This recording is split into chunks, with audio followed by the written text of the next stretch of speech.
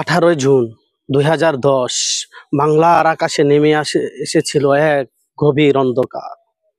সড়ক দুর্ঘটনার খবর নিয়ে বাতাসে ভেসে আসে এক হৃদয় বিদারক সংবাদ।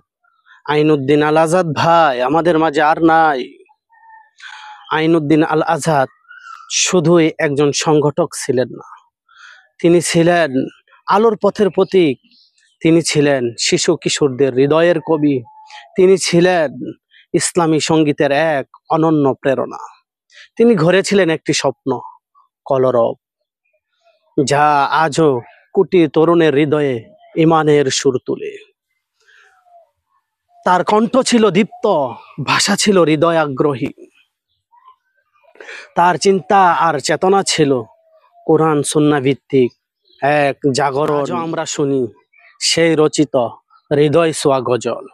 দুনিয়ার পথে চলতে তুমি যদি ক্লান্ত হও ভাই, তবে এই কণ্ঠ আর নাই। সেই চেতনা আজও বেঁচে আছে, জাগে প্রতিটি কলরব প্রেমীদের হৃদয়ে। কি নির্মম সড়ক দুর্ঘটনা!